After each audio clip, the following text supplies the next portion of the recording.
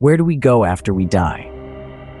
This ultimate question has been asked for centuries, echoing in the halls of our collective consciousness.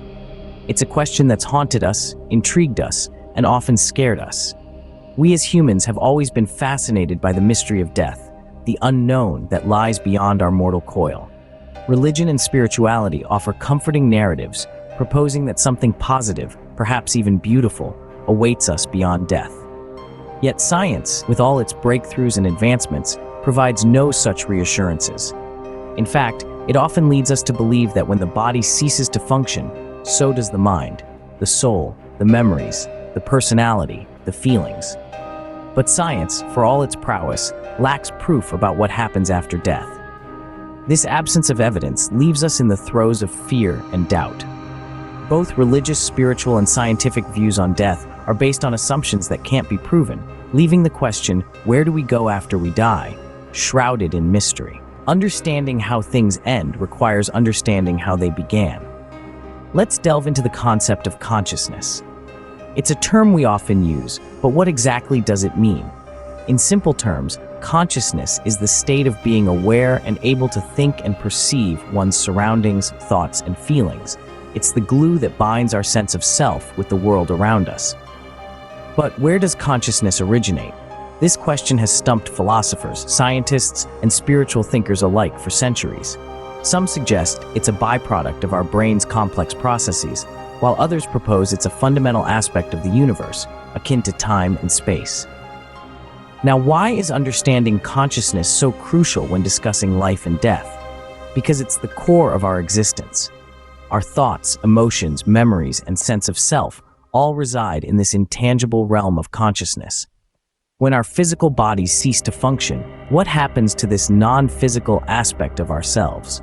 This question leads us to the idea that if we can understand how consciousness begins, we might gain insights into how it ends.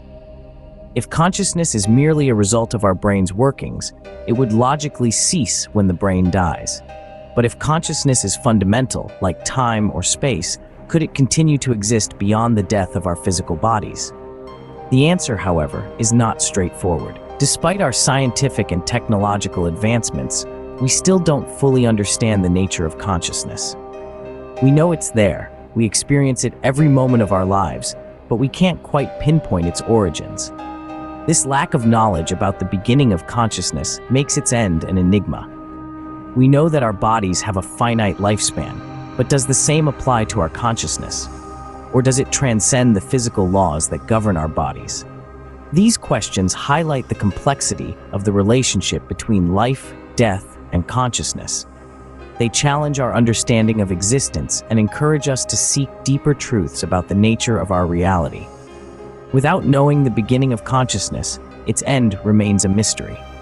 If consciousness has no beginning, it also has no end. This notion invites us to entertain a fascinating hypothesis. Consciousness, like the universe itself, might exist independently of physical laws. Picture the universe. We know it originated from a state beyond the Big Bang. Yet the cause and effect model we're so fond of doesn't quite fit here. There's no traditional explanation for the universe's inception.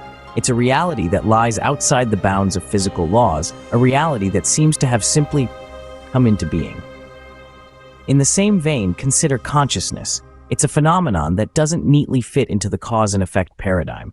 It's a state of awareness that may exist independently, not governed by the physical world's laws.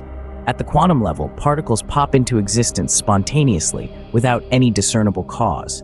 This spontaneous creation suggests that existence is a fundamental, causeless state. It's not a product of cause and effect, but a quality that is inherently part of the fabric of reality. The phrase "be here now" encapsulates this concept beautifully. Existence is the very definition of being, independent of any cause. Similarly, our thoughts, often unpredictable, seem to originate not from preceding thoughts, but from a state of potential. They seem to emerge from a silent domain of possibilities. Our memories, desires, and identities, too, appear to spring from this silent domain. They rise, unbidden, not as a result of deterministic processes, but seemingly out of the ether. This suggests that our consciousness, our sense of self, is intimately connected to this realm of potentiality, this fundamental state of existence. In this light, existence and consciousness are inseparable. They form a cohesive whole, a unity that transcends the physical world's boundaries. To be is to be conscious, and to be conscious is to exist. This understanding leads us to an intriguing conclusion. Our thoughts, memories, desires, and identities, all these aspects of our consciousness, they don't arise from the physical world. Instead, they emerge from a silent domain of possibilities, a realm where existence and consciousness merge into one. Understanding this, we see that existence and consciousness are inseparable.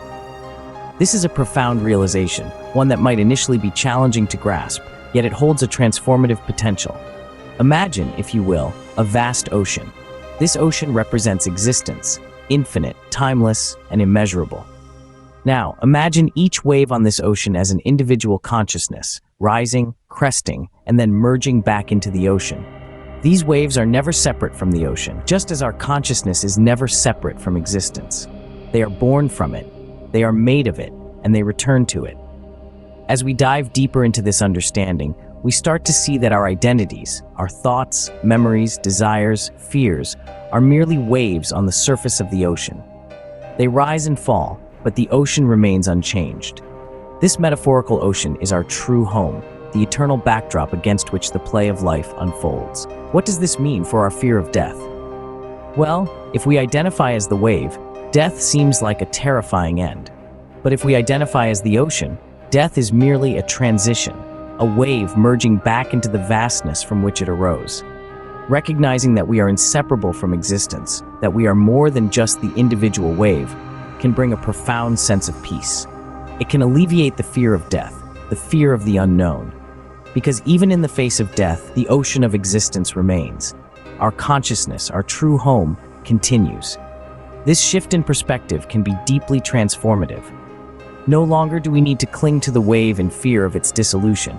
Instead, we can embrace the fullness of our existence, the vastness of the ocean, and the continuous play of waves.